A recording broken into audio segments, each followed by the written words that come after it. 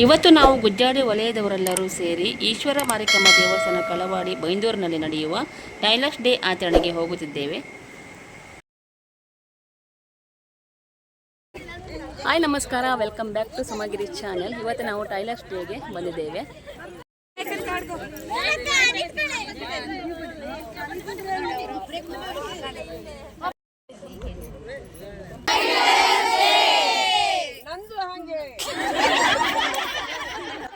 ನಾವೆಲ್ಲರೂ ಟೈಲರ್ಸ್ ಡೇಯನ್ನು ಒಂದು ಹಬ್ಬದ ರೀತಿಯಲ್ಲಿ ಆಚರಣೆ ಮಾಡಿರುವ ವಿಡಿಯೋನ ನಿಮಗೆ ತೋರಿಸ್ತೀನಿ. ಈಗ ನಾವು ಈಶ್ವರ ಮಾರಿಕಮ್ಮ ದೇವಸ್ಥಾನದಲ್ಲಿದ್ದೇವೆ. ಈಗಾಗಲೇ ಬೇರೆ ಬೇರೆ ವಲಯದವರೆಲ್ಲ ತಮ್ಮ ತಮ್ಮ ಕೆಲಸದಲ್ಲಿ ತೊಡಗಿಸಿಕೊಂಡಿದ್ದಾರೆ. ಇಲ್ಲಿ ಶರ್ಬತ್ ವ್ಯವಸ್ಥೆಯನ್ನು ಮಾಡಲಾಗಿತ್ತು. ಸತ್ಯನಾರಾಯಣ ಪೂಜೆ ನಡೆದಿದೆ.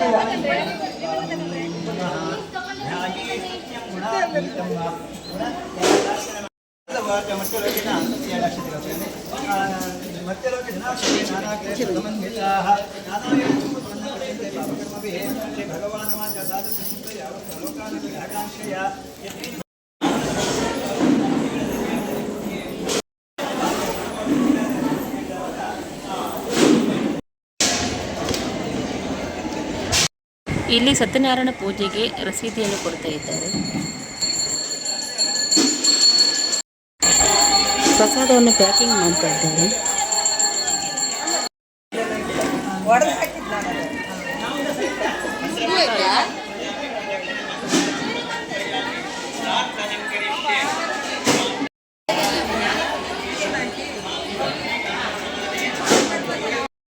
ಈಗ ಈಶ್ವರ ಮಾರಿಕಮ್ಮ ದೇವಸ್ಥಾನವನ್ನು ತೋರಿಸ್ತೀನಿ.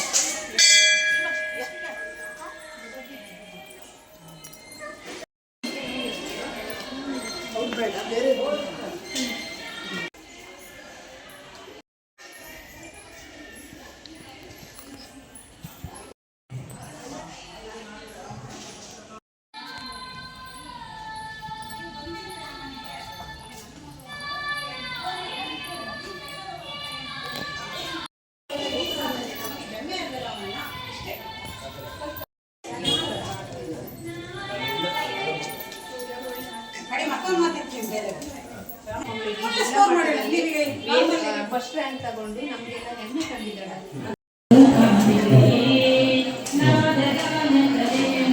ಮಹಿಳೆಯರಿಂದ ಭಜನೆ ನಡೀತಿದೆ. ತುಂಬ ಚೆನ್ನಾಗಿ ಹಾಡು ಹಾಡ್ತಿದ್ರು.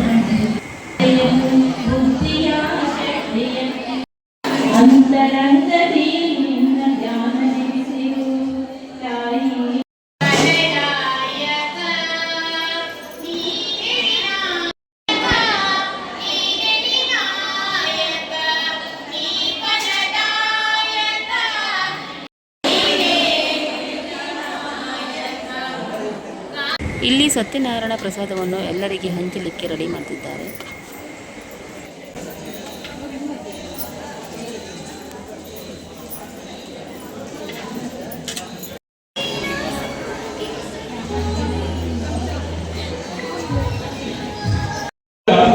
ಇಬ್ಬರು ಪಾರ್ಟಿಸಿಪೇಟ್ ಮಾಡಬೇಕು. 3 ನಿಮಿಷಗಳ ಕಾಲಾವಕಾಶ ಇದೆ ಅಂತ ಒಂದು ಸ್ಪರ್ಧೆಯನ್ನು ಆಯೋಜನೆ ಮಾಡ್ತಾರೆ. ಪ್ರತಿ ವಲಯದಿಂದ ಇಬ್ಬರು ರಾಜ್ಯ ಸರ್ಕಾರ ಹೆಸರು ಕೊಡಿ. ಭಾಷಣ ಸ್ಪರ್ಧೆಗೆ ಭಾಗವಹಿಸುವ ಇಬ್ಬರು ಮಾತ್ರ, ಒಂದು ವಲಯದಿಂದ ಇಬ್ಬರಿಗೆ ಮಾತ್ರ ಸ್ವಾಗತವನ್ನು ನಡೆಸಿಕೊಟ್ಟಿದ್ದೇವೆ. ಸ್ವಾಗತ ಕಾರ್ಯಕ್ರಮ ಒಣಸೆ ವಲಯ ಸಮಿತಿಯ ಅಧ್ಯಕ್ಷರಾದ ಸವಿತೆಯವರಿಗೆ, ಮೈಸೂರು ಕ್ಷೇತ್ರ ಸಮಿತಿಯ ಅಧ್ಯಕ್ಷರಾದ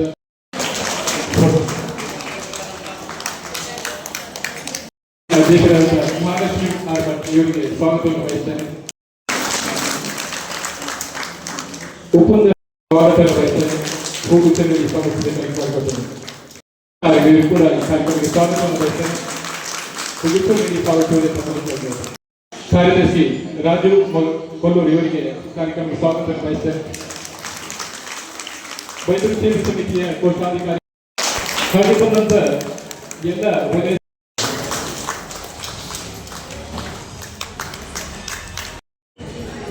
KSDA Karnataka state tailor association Byndoor ಕ್ಷೇತ್ರ ಸಮಿತಿ ಈ ಒಂದು ವೇದಿಕೆ ಇವತ್ತಿನ ಟೈಲರ್ಸ್ ಡೇ ಕಾರ್ಯಕ್ರಮದ ವೇದಿಕೆಯಲ್ಲಿ ಇರುವಂಥ ಇವತ್ತಿನ ಕಾರ್ಯಕ್ರಮದ ಅಧ್ಯಕ್ಷರೇ, ಜಿಲ್ಲಾ ಸಮಿತಿಯ ಪದಾಧಿಕಾರಿಗಳೇ, ಕ್ಷೇತ್ರ ಸಮಿತಿಯ ಪದಾಧಿಕಾರಿಗಳೇ ಹಾಗೂ ವಲಯ ಸಮಿತಿಯ ಎಲ್ಲ ಪದಾಧಿಕಾರಿಗಳೇ ಹಾಗೂ ವೇದಿಕೆ ಮುಂಭಾಗದಲ್ಲಿರುವ ನನ್ನ ಎಲ್ಲ ಪ್ರೀತಿಯ ವೃತ್ತಿ ಬಾಂಧವರು,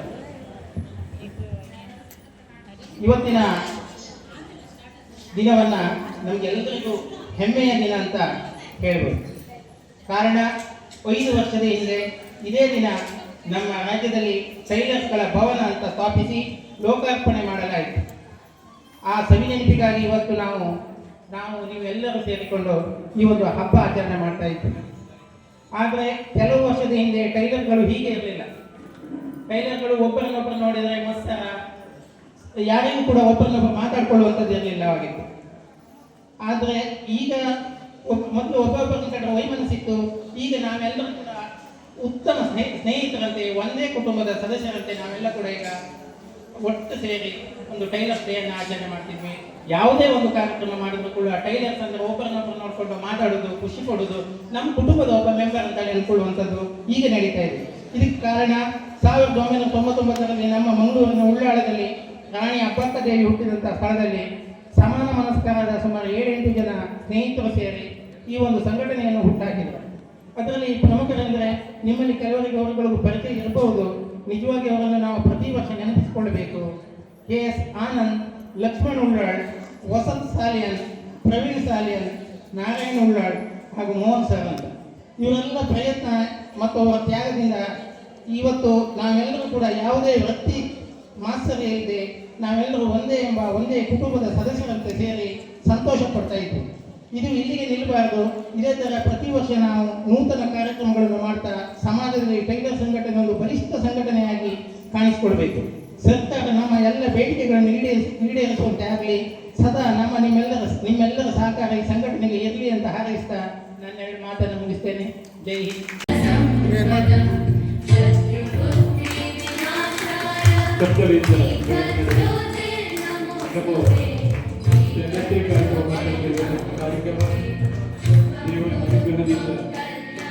ಒಳ್ಳೆ ರೀತಿ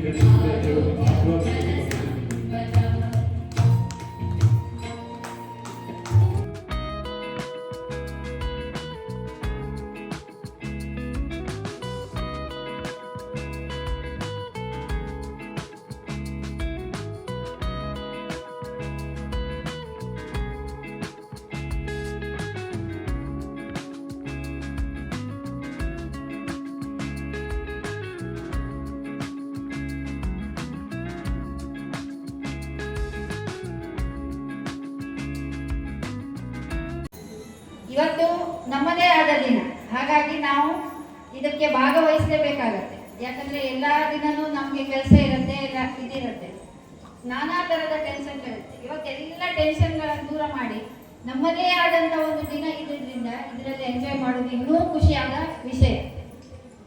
ನಮ್ಗೆ ಈ ದಿನ ಅನ್ನು ಕೊಟ್ಟಿದ್ದಾರೆ ಅಂದ್ರ ಮೇಲೆ ನಾವು ಇದನ್ನು ಎಂಜಾಯ್ ಮಾಡಲೇಬೇಕು ಅಲ್ವಾ? ನನಗೆ ಅದು ಕೆಲಸ, ನನಗೆ ಇದು ಕೆಲಸ, ನಮಗೂ ಎಷ್ಟೋ ಕೆಲಸ ಇರುತ್ತೆ. ಅದನ್ನೆಲ್ಲ ಬದಿಗಿಟ್ಟು ನಾವು ಅದನ್ನು ಮಾಡಬೇಕು. ಮತ್ತೆ ಸಂಘಟನೆ ಅಂದ್ಮೇಲೆ ನಾವೆಲ್ಲ ಸೇರಿದ್ರೆ ಮಾತ್ರ, ಇವಾಗ ಕೈ ಜೋಡಿಸಿದ್ರೆ ಮಾತ್ರ ಮುಂದೆ ಹೋಗುತ್ತೆ. ಇವಾಗ ನಮಗೆ ಟೈಲರ್ ಸಂಘದಿಂದ ಏನು ಕೊಟ್ಟಿದ್ದಾರೆ, ಟೈಲರ್ ಸಂಘಕ್ಕೆ ನಾವು ಸದಸ್ಯರಾಗಿದ್ದೇವೆ, ನಮ್ಗೆ ಏನು ಸಿಕ್ಕಿದೆ, ಏನು ಸಿಗ್ತದೆ ಅದನ್ನೇ ಮಾತಾಡ್ತಾರೆ. ಆದರೆ ಯಾವುದೇ ಒಂದು ಕೆಲಸ ಇವಾಗ ಸ್ಟಾರ್ಟ್ ಮಾಡಿದ ತಕ್ಷಣ ಇವತ್ತೇ ಆಗುದಿಲ್ಲ. ಅದು ಅದಕ್ಕೂ ಟೈಮ್ ತಗೊಳುತ್ತೆ. ಅಂದ್ರೆ ಇಷ್ಟು ಸಂಘಟಕರಿಗೆ ಸರ್ಕಾರ ಏನಾದರೂ ಕೊಡಬೇಕು ಅಂದ್ರೆ ಟೈಮ್ ತಗೊಳ್ಳೋದಿಲ್ವಾ? ಇವಾಗ ಈಗಾಗಲೇ ಯಾವತ್ತೋ ಹೇಳಿದ ಒಂದು ವಿಶ್ವಕರ್ಮ ಯೋಜನೆ ಇದನ್ನು ಇವಾಗ ಫಲ ಬರ್ತಾ ಇದೆ, ಕೆಲವರಿಗಂತೂ ಮಿಷನ್ ಸಿಕ್ಕಿದೆ. ಹಾಗಿರುವಾಗ ನಾವು ನಮಗೆ ಸರ್ಕಾರ ಏನು ಕೊಡುತ್ತೆ, ಏನು ಕೊಡಬೇಕು, ನಮ್ಗೆ ಏನು ಕೊಡುತ್ತೆ, ನಾವು ಏನು ಮಾಡಬೇಕು, ನಾವು ಯಾಕೆ ಬರಬೇಕು, ಆ ಭಾವನೆ ಇರಬಾರ್ದು. ನಾವೆಲ್ಲ ಸೇರ್ಕೊಂಡು ಇದಕ್ಕೆ ಹೋರಾಟ ಮಾಡಿದರೆ ನಿಜವಾಗ್ಲೂ ನಮ್ಗೆ ಒಂದಲ್ಲ ಒಂದಿನ ಇದಕ್ಕೆ ಜಯ ಸಿಕ್ಕೇ ಸಿಗತ್ತೆ. ಯಾಕೆ ನಿಧಾನ ಸಿಕ್ಕೇ ಸಿಗತ್ತೆ. ಹಾಗಾಗಿ ಎಲ್ಲರೂ ಈ ಸಂಘಟನೆಯಲ್ಲಿ ಭಾಗವಹಿಸಿ ತಮ್ಮದೇ ಆದ ದಿನವನ್ನು ಇವತ್ತಿನ ದಿನಕ್ಕೆ ಒಳ್ಳೆ ರೀತಿಯಲ್ಲಿ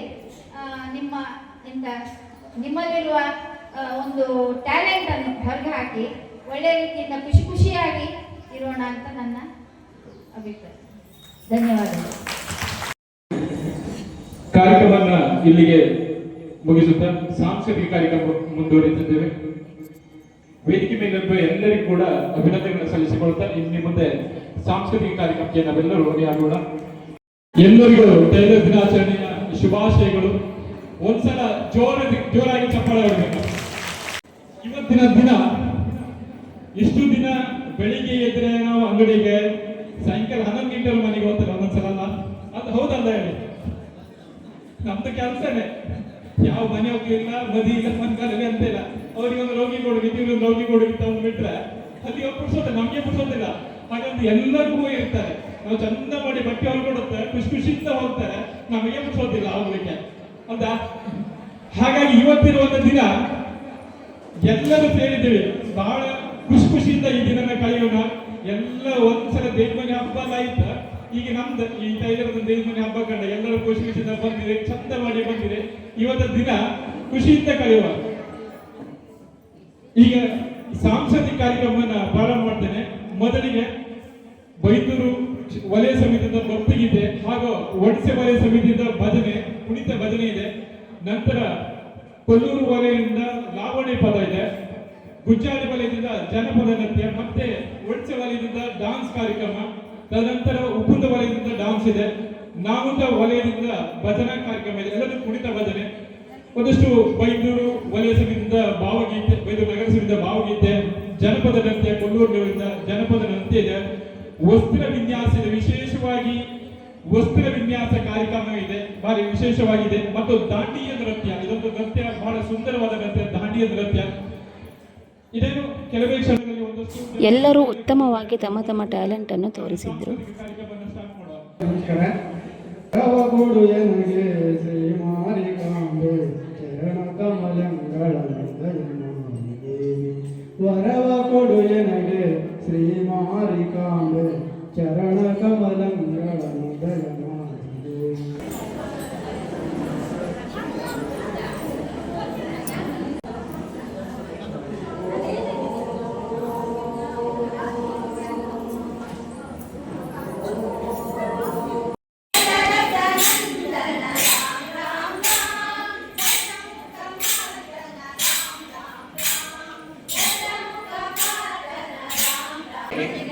ಮತ್ತು ಅತಿಯಾಗಿ ಪ್ಲಾಸ್ಟಿಕ್ ಬಳಕೆ, ಜೊತೆಯಾಗಿ ವಿದೇಶಿ ವಸ್ತುಗಳಿಗೆ ಮಾರು ಹೋಗಿ ನಮ್ಮ ಸಂಸ್ಕೃತಿ, ಸಂಪ್ರದಾಯ, ಪರಿಸರವನ್ನು ಹಾಳು ಮಾಡಿಕೊಂಡಿದ್ದೇವೆ. ಸುಂದರ ಬದುಕನ್ನು ಕಳೆದುಕೊಂಡಿದ್ದೇವೆ. ಹೃದಯಾಘಾತ, ಕ್ಯಾನ್ಸರ್ಗಳಂಥ ಮಾರಕ ಕಾಯಿಲೆಗಳಿಗೆ ತುತ್ತಾಗಿ ನಮ್ಮ ಆಯುಷ್ಯ ಕಡಿಮೆ ಮಾಡಿಕೊಳ್ಳುತ್ತಿದ್ದೇವೆ. ಈ ಬಗ್ಗೆ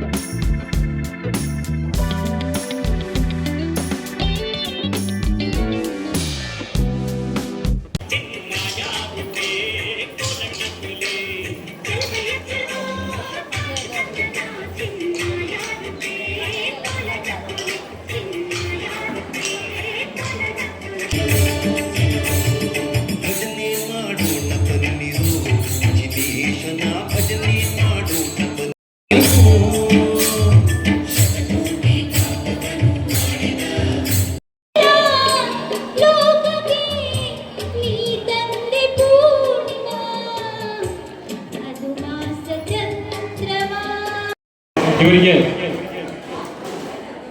ಬೈಂದೂರು ಕ್ಷೇತ್ರ ಸಮಿತಿ ಅಧ್ಯಕ್ಷರಾದ ಲಕ್ಷ್ಮೀ ಆರ್ಭಟ್ ಇವರು ಹೂಗುಚ್ಛ ನೀಡಿ ಸ್ವಾಗತಿಸಬೇಕಾಗಿ ಕೇಳಿಕೊಳ್ತೇವೆ. ಹಾಗೆ ಇನ್ನೊಬ್ಬರು Valmiki Manju sir data entry operator ಇವರನ್ನು ಕೂಡ ಆತ್ಮೀಯವಾಗಿ ಸ್ವಾಗತಿಸಿಕೊಳ್ತೇನೆ ಕಾರ್ಯಕ್ರಮಕ್ಕೆ. ಅವರಿಗೆ ಹೂಗುಚ್ಛ ನೀಡಿ ಸ್ವಾಗತಿಸಬೇಕಾಗಿ ಕೇಳಿಕೊಳ್ತೇವೆ.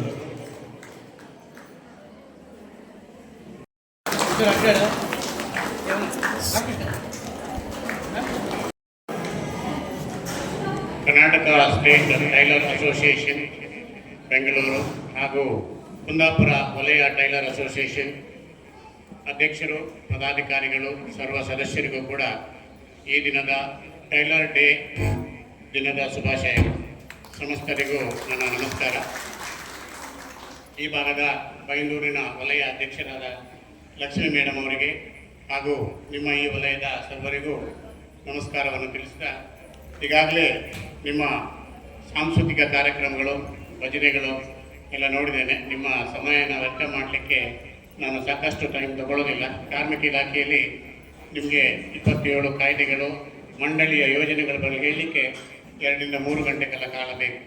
ಹಾಗಾಗಿ ಪ್ರಸ್ತುತ ಚಾಲನೆಯಲ್ಲಿರುವ ಮುಖ್ಯವಾದ ನಮ್ಮ ಯೋಜನೆಗಳ ಬಗ್ಗೆ ನಿಮಗೆ ಒಂದು 10 ನಿಮಿಷದಲ್ಲಿ ಮಾಹಿತಿಯನ್ನು ತಿಳಿಯುತ್ತೇನೆ. ಇದು ನಿಮ್ಮ ಬೈಂದೂರು ವಲಯ, ಇಡೀ ಉಡುಪಿ ಜಿಲ್ಲೆಗೆ ಮುಟ್ಟಿಸುವಂಥ ಕಾರ್ಯ ನೀವು ಮಾಡಬೇಕು ಅಂತೇಳಿ ನಿಮ್ಮಲ್ಲಿ ವಿನಂತಿ ಮಾಡಿಕೊಳ್ತಾ, ಈಗಾಗಲೇ ಕಾರ್ಮಿಕ ಇಲಾಖೆಯಲ್ಲಿ ನಿಮಗೆ ತಿಳಿದಿರೋ ಹಾಗೆ 2006ರಿಂದ ಕಟ್ಟಡ ಹಾಗೂ ಇತರ ನಿರ್ಮಾಣ ಕಾರ್ಮಿಕರ ಕಲ್ಯಾಣ ಮಂಡಳಿ ಪ್ರಸ್ತುತ ಚಾಲನೆಯಲ್ಲಿದೆ. ಇದು ಪ್ರಾರಂಭವಾದಾಗ ಪ್ರತಿಯೊಬ್ಬ ಕಾರ್ಮಿಕರು ಕಾರ್ಡನ್ನು ತಗೊಂಡ ನಂತರ ಕಾರ್ಮಿಕರಿಗೆ ಮದುವೆ ಧನ ಸಹಾಯ, ಶೈಕ್ಷಣಿಕ ಧನ ಸಹಾಯ, ಪಿಂಚಣಿ ಮತ್ತು ವೈದ್ಯಕೀಯ ಧನ ಸಹಾಯ ಮತ್ತು ಮಕ್ಕಳಿಗೆ ವಿದ್ಯಾರ್ಥಿ ವೇತನ ಕೊಡುವಂಥ ಸ್ಕೀಮು ನಿಮಗೆ ಚಾಲನೆಯಲ್ಲಿತ್ತು. ಈಗಾಗಲೇ 20 ವರ್ಷಗಳು ನಮ್ಮ ಕಾರ್ಮಿಕ ಮಂಡಳಿ ಚಾಲನೆಯಾಗಿ ಈಗ ಯೋಜನೆಗಳು ಸಾಕಷ್ಟು ಉತ್ತಮವನ್ನು ಯೋಜನೆಗಳನ್ನು ಕಾರ್ಮಿಕ ಮಂಡಳಿ ನಿಮಗೆ ನೀಡ್ತಾ ಇದೆ. ಕಾರ್ಮಿಕರಿಗೆ ಒಬ್ಬ ಕಾರ್ಮಿಕ ಪ್ರತಿ ವರ್ಷ 3 ತಿಂಗಳ ಕಾಲ ಯಾವುದಾದ್ರೂ ಒಂದು ಕಟ್ಟಡ ನಿರ್ಮಾಣ ಮಾಡುವ ಕೆಲಸದಲ್ಲಿ ತೊಡಗಿದಂಥವರು ಕಾರ್ಮಿಕ ಇಲಾಖೆಯಲ್ಲಿ ಸೈಬರ್ ಸೆಂಟ್ರಲ್ಲಿ ಅಥವಾ ಗ್ರಾಮವನ್ನಲ್ಲಿ ನಿಮ್ಮ ಉದ್ಯೋಗ ಪ್ರಮಾಣದ ಜೊತೆಗೆ ಕಾರ್ಡನ್ನು ಆನ್ಲೈನಲ್ಲಿ ಅಪ್ಲೈ ಮಾಡಿದಾಗ ಅದು ನನ್ನ ಲಾಗಿನಿಗೆ ಬರುತ್ತೆ. ನಾನು ಅಪ್ರೂವ್ ಮಾಡಿದ ನಂತರ ನಿಮಗೆ ಕಾರ್ಮಿಕ ಕಾರ್ಡು, ಲೇಬರ್ ಕಾರ್ಡು, ಗುರುತಿನ ಚೀಟಿ ನೀವು ತಗೊಳ್ಬೋದು. ಇದನ್ನು ಕಾರ್ಮಿಕ ಇಲಾಖೆಯಿಂದ ಕೊಡುವಂಥದ್ದು, ಕಾರ್ಮಿಕ ನಿರೀಕ್ಷಕರು ಕಾರ್ಮಿಕ ಇಲಾಖೆಯಿಂದ ಮಂಜೂರು ಮಾಡುವುದು. ಸೊ ಹಾಗೆ ವಿವಿಧ ಸಂಘಟನೆಗಳು, ಈಗ ಟೈಲರ್ ಅಸೋಸಿಯೇಷನ್ ಇದ್ದಾಗೆ ಕಾರ್ಮಿಕ ಸಂಘಗಳು ಕೂಡ ಈ ಭಾಗದಲ್ಲಿದೆ. ಅವ್ರ ಮುಖಾಂತರ ನೀವು ಕಾರ್ಮಿಕ ಕಾರ್ಡನ್ನು ತಗೊಳ್ಳಿಕ್ಕೆ ಅವಕಾಶ ಇರುತ್ತೆ. ಹಾಗಾಗಿ ಒಂದು ಕಾರ್ಡು ತಗೊಂಡ ನಂತರ ಪ್ರತಿ ವರ್ಷ ಆ ಕಾರ್ಡು ಅವಧಿ ಮುಗಿದ ಕೂಡಲೇ ಕಾರ್ಡು ನವೀಕರಣ ಆಗಬೇಕು. ನವೀಕರಣ ಆಗದೇ ಇದ್ದರೆ ಯಾವುದೇ ಸೌಲಭ್ಯಗಳು ಸಿಗೋದಿಲ್ಲ. ಈಗಾಗಲೇ ಸಾಕಷ್ಟು ಜನ 60 ವರ್ಷ ಕೆಲಸ ಮಾಡಿದ ನಂತರ ಅವರಿಗೆ ಪ್ರತಿ ತಿಂಗಳು 3,000 ರೂಪಾಯಿ ಪಿಂಚಣಿ ಧನ ಸಹಾಯವನ್ನು ಕೊಡ್ತೇವೆ. ಅವಾಗ ಏನಾಗುತ್ತೆ, ಆಧಾರ್ ಕಾರ್ಡಲ್ಲಿರೋ ಜನ್ಮ ದಿನಾಂಕ ಬೇರೆ ಆಗಿರುತ್ತೆ, ಕಾರ್ಮಿಕ ಕಾರ್ಡಲ್ಲಿರೋ ಜನ್ಮ ದಿನಾಂಕ ಬೇರೆ ಆಗಿರುತ್ತೆ. ಆವಾಗ ಆ ಸೌಲಭ್ಯನ ಅವ್ರಿಗೆ ಕೊಡಲಿಕ್ಕೆ ಅವಕಾಶ ಇರೋದಿಲ್ಲ. ದಯಮಾಡಿ ಹಾಗೆ ಈಗಾಗಲೇ ನಿಮ್ಮಲ್ಲಿ ಎಷ್ಟೋ ಜನ ಟೈಲರ್ ಅಸೋಸಿಯೇಷನ್ ಇರ್ಬೋದು ಇದು, ಬಟ್ ಆದರೆ ನಿಮ್ಮಲ್ಲೂ ಕೂಡ ಮೇಸ್ತ್ರಿ ಇರ್ತಾರೆ, ಅಥವಾ ಮೆಕ್ಯಾನಿಕ್ ಮಾಡೋರು ಇರ್ತಾರೆ, ಬಾರ್ಬೆಂಡರ್ ಇರ್ತಾರೆ, ಕಾರ್ಪೆಂಟ್ರ್ ಕೆಲಸ ಮಾಡೋರು ಇರ್ಬೋದು, ಅಥವಾ ಹೆಲ್ಪರ್ ಕೆಲಸ ಮಾಡೋರು ಇರ್ಬೋದು. ಇವೆಲ್ಲವೂ ಕೂಡ ಕಾರ್ಮಿಕ ಕಾರ್ಡಿನ ಇರುವಂಥ ದಯೋಜ್ಯೋತಿಗಳು, ಅದರಲ್ಲಿರುವಂಥದ್ದು ಅವ್ರು ಕಾರ್ಡ್ ತೊಗೊಳ್ಳಿಕ್ಕಿರೋದು. ಈಗ ನಿಮ್ಮ ಮಾಹಿತಿನೇ ಇರೋದಿಲ್ಲ, ಒಂದು ಕಾರ್ಡ್ ತೊಗೊಂಡೆಲ್ಲೋ ಹಾಕಿರ್ತೀರಿ, ನಿಮ್ಮ ಕೆಲಸದ ಒತ್ತಡದಲ್ಲಿ ನವೀಕರಣ ಮಾಡೋದಿಲ್ಲ ಅಥವಾ ಜನ್ಮ ದಿನಾಂಕವನ್ನು ಸರಿಪಡಿಸ್ಕೊಳ್ಳೋದಿಲ್ಲ. 60 ವರ್ಷ ಆದ ನಂತರ ಅವ್ರು ನಮ್ಮ ಇಲಾಖೆಗೆ ಬಂದು ಅರ್ಜಿ ಸಲ್ಲಿಸ್ತಾರೆ. ಆವಾಗ ವಯಸ್ಸಿನ ಅಂತರದಲ್ಲಿ ಏನಾಗುತ್ತೆ, ಕಾರ್ಡ್ ರಿಜೆಕ್ಟ್ ಆಗುತ್ತೆ. ನೋಡಿ, ಅವ್ರಿಗೆ ಕೆಲಸ ಮಾಡ್ಲಿಕ್ಕೆ ಕಷ್ಟ ಆದರೂ ಕೂಡ ಆವಾಗ 3,000 ರೂಪಾಯಿ ಅವರಿಗೆ ಧನ ಸಹಾಯ ಬರೋದಿಲ್ಲ. ಅದು ಎಲ್ಲಿವರೆಗೆ ಬರುತ್ತೆ ಅಂದರೆ ಅವರು ಜೀವಂತವಾಗಿರೋವರೆಗೆ ಬರುತ್ತೆ. ಅದಾದ ನಂತರ ಅವ್ರ ನಾಮಿನಿ ಯಾರಿದ್ದಾರೆ ಅವರಿಗೂ ಕೂಡ ಆ ಪಿಂಚಣಿ ಮತ್ತು ಅದರ ಅರ್ಧ ಭಾಗದಷ್ಟು ಮುಂದುವರಿಯುವಂಥ ವ್ಯವಸ್ಥೆ ಇದೆ. ಹಾಗಾಗಿ ನಿಮ್ಮ ಬಾಂಧವರಲ್ಲಿ ಯಾರು ಕಟ್ಟಡ ಕಾರ್ಮಿಕರಿರ್ತಾರೆ ಅವರಿಗೆ ನೀವು ಮನವೊಲಿಸಿ ಕಾರ್ಡನ್ನು ಮಾಡ್ಕೊಳ್ಳಿಕ್ಕೆ ಹೇಳಿ. ಕಟ್ಟಡ ಕಾರ್ಮಿಕರ ಕಾರ್ಡನ್ನು ತಗೊಂಡ ನಂತರ ಪ್ರತಿ ವರ್ಷ ಅವ್ರನ್ನ ನವೀಕರಣ ಮಾಡಬೇಕು. ಮತ್ತು ಅದನ್ನು ಕಾಲಕ್ಕೆ ಕಾರ್ಮಿಕ ಇಲಾಖೆಯಲ್ಲಿ ಬಂದು ಅದರಲ್ಲಿ ಸಿಗುವಂಥ ಸವಲತ್ತುಗಳ ಬಗ್ಗೆ ವಿಚಾರಿಸಿ ಅದರಲ್ಲಿ ನೀವು ಪಡ್ಕೊಳ್ಳಿಕ್ಕೆ ಅವಕಾಶ ಮಾಡಿಕೊಡ್ಬೇಕು. ಇದು ಉತ್ತಮವಾದ ಮಂಡಳಿ. ಹಾಗೆ ನಿಮ್ಮ ಕರ್ನಾಟಕ ಟೈಲರ್ ಅಸೋಸಿಯೇಷನರು ನಮ್ಮ ಕಾರ್ಮಿಕ ಸಚಿವರ ಮುಖಾಂತರ ಸಾಕಷ್ಟು ಬಾರಿ ಹೋರಾಟವನ್ನೆಲ್ಲ ಮಾಡಿದ ನಂತರ ಅಸಂಘಟಿತ ಕಾರ್ಮಿಕ ಕಲ್ಯಾಣ ಮಂಡಳಿಯನ್ನು ನೇಮಕ ಮಾಡಿ ಈಗಾಗಲೇ ಜಾರಿಗೆ ತಂದಿದ್ದಾರೆ. ಅಸಂಘಟಿತ ಕಾರ್ಮಿಕ ಕಲ್ಯಾಣ ಮಂಡಳಿಯಲ್ಲಿ ವಿವಿಧ 109 ವರ್ಗಗಳ ಯಾವುದೇ ಜನಾಂಗದ ಯಾವುದೇ ವೃತ್ತಿ ಮಾಡುವಂಥವರು ಅಸಂಘಟಿತ ಕಾರ್ಮಿಕರ ಕಲ್ಯಾಣ ಮಂಡಳಿಯಲ್ಲಿ ಕಾರ್ಡನ್ನು ತಗೊಳ್ಬೋದು. ಈ ಕಾರ್ಡ್ ನಂತರ ಇದರಲ್ಲಿ ಕಟ್ಟಡ ಕಾರ್ಮಿಕರಿಗೆ ಸಿಗುವಷ್ಟು ಸವಲತ್ತು ನಮಗೆ ಸಿಗೋದಿಲ್ವಲ್ಲ, ಯಾಕೆ ಈ ಕಾರ್ಡ್ ತಗೊಳ್ಬೇಕು ಅಂತ ನೀವು ಯೋಚನೆ ಮಾಡಿದ್ರೆ ಮುಂದಿನ ದಿನಗಳಲ್ಲಿ ನೀವಂತ ಒಂದು ಪ್ರಯೋಜನ ಪಡೀಲಿಕ್ಕೆ ಅವಕಾಶನೇ ಸಿಗೋದಿಲ್ಲ. ಈಗಾಗಲೇ ಲಕ್ಷ್ಮೀ ಮೇಡಮ್ ಅವರು ಪ್ರತಿದಿನ ನಮಗೆ ದೂರವಾಣಿ ಮಾಡಿ ಈಗಾಗಲೇ ಕರ್ನಾಟಕ ರಾಜ್ಯಾದ್ಯಂತ ನಿಮ್ಮಲ್ಲಿ ನೋಂದಣಿ ಆಗಿರ್ತಕ್ಕಂಥ ಅಸಂಘಟಿತ ಕಾರ್ಮಿಕರು, ಹಿಂದೆ ನಾವು ಕೋವಿಡ್ ನಂತರದಲ್ಲಿ ನಾವು ಡಾಟಾ ತಗೊಂಡ್ವಿ, ಎಲ್ಲ ಕಡೆಯಿಂದ ಡಾಟಾ ತಗೊಂಡಾಗ ಯಾರು ಟೈಲರ್ ಮಾಡ್ತಾ ಇದ್ರು, ವಿವಿಧ ಕಾಮಗಾರಿಗೆ ಯಾರು ಮಾಡ್ತಾ ಇದ್ರು ಅವರೆಲ್ಲರಿಗೂ ಕೂಡ ಸ್ಮಾರ್ಟ್ ಕಾರ್ಡನ್ನು ನಾವು ಕೊಟ್ಟಿದ್ವಿ. ಆ ಬೇಸ್ ಮೇಲೆ ನಿಮಗೆ ಕಾರ್ಡನ್ನು ಕೊಡೋ ವ್ಯವಸ್ಥೆ ಕೂಡ ಮಾಡಿದ್ದೀವಿ. ಇದಲ್ಲದೆ ಎಷ್ಟೋ ಜನ ಟೈಲರ್ಗಳು ಅಸಂಘಟಿತ ಕಾರ್ಮಿಕರಲ್ಲಿ ಅಂಬೇಡ್ಕರ್ ಸಹಾಯಸ್ತ ಯೋಜನೆಯಡಿ ಸ್ಮಾರ್ಟ್ ಕಾರ್ಡನ್ನು ತಗೊಂಡಿರಲ್ಲ.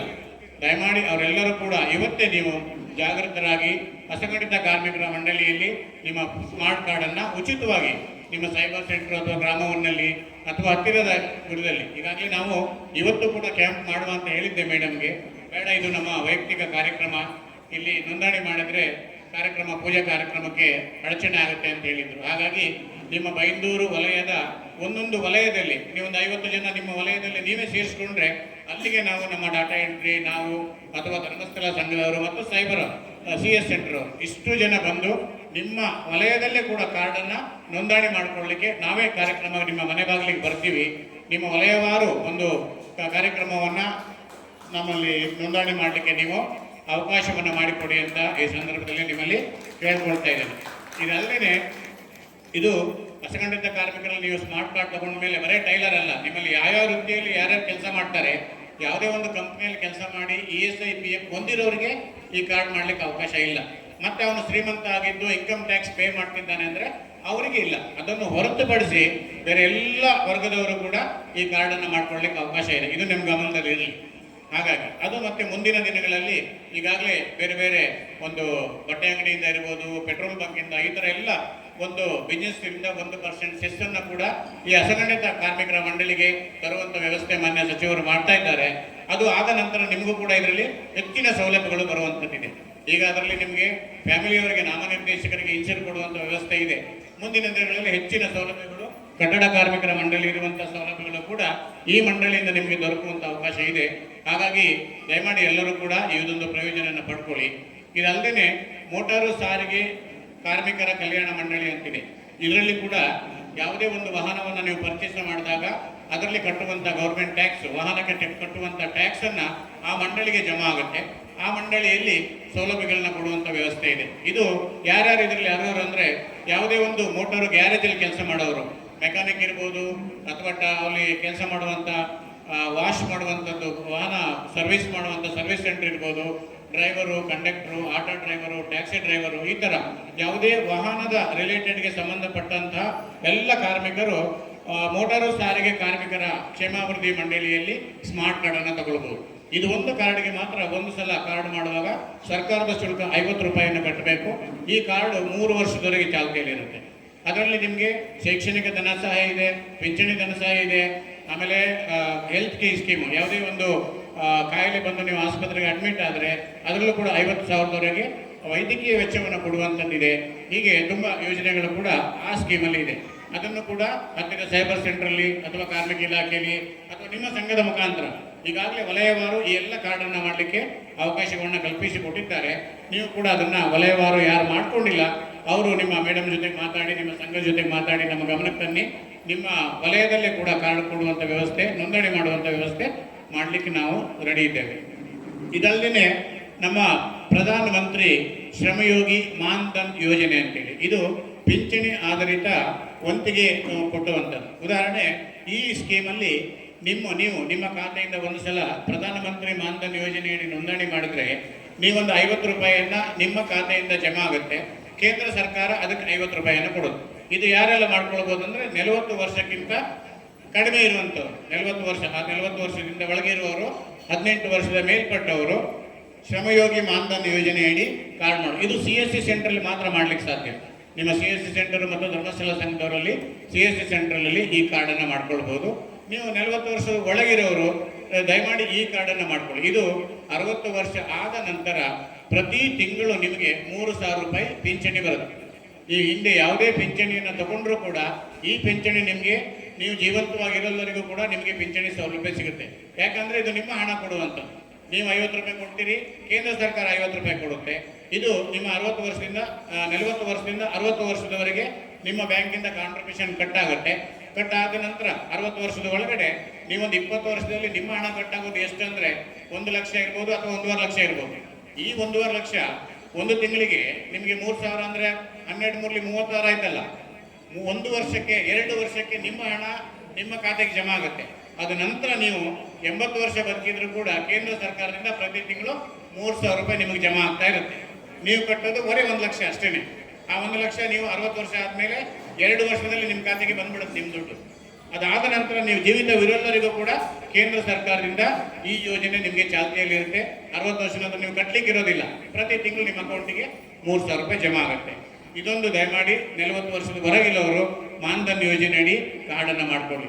ಇದಲ್ಲದೆ ಅಸಂಘಟಿತ ಕಾರ್ಮಿಕರಲ್ಲಿ ಗಿಗ್ ವರ್ಕರು ಮತ್ತು ಪತ್ರಿಕೆ ಹಂಚುವವರು, ಹೀಗೆ ನಾನು ಹೇಳಿದಾಗೆ 109 ವರ್ಗದ ವಿವಿಧ ಯೋಜನೆಗಳಲ್ಲಿ ಕಾರ್ಡ್ ಮಾಡುವಂಥ ವ್ಯವಸ್ಥೆ ಇದೆ. ಇದನ್ನೆಲ್ಲವೂ ಕೂಡ ಸದುಪಯೋಗ ಮಾಡ್ಕೊಳ್ಳಿ. ಹಾಗೆ ಸಾಕಷ್ಟು ಯೋಜನೆಗಳು ಕಾರ್ಮಿಕ ಇಲಾಖೆಯಲ್ಲಿ ಇದೆ. ನಿಮ್ಮ ಸಂಘದ ಮುಖಾಂತರ ನಾವೆಲ್ಲ ಬ್ರೋಚರನ್ನು ನಿಮ್ಮ ವಲಯ ಅಧ್ಯಕ್ಷರಿಗೆ ಪ್ರತಿಯೊಬ್ಬರಿಗೂ ಕೂಡ ಸಲ್ಲಿಸಿದ್ದೇವೆ. ಹಾಗೆ ಇನ್ನೂ ಹಲವಾರು ಯೋಜನೆಗಳು ಉಳಿದ ಭಾಗದೊಂದಿಗೆ ಇನ್ನೊಂದು ವಿಡಿಯೋದೊಂದಿಗೆ ಸಿಗ್ತೀವಿ. ನಮಸ್ಕಾರ. ಕಾರ್ಯಕ್ರಮಗಳು ಬಹಳ ಇದೆ.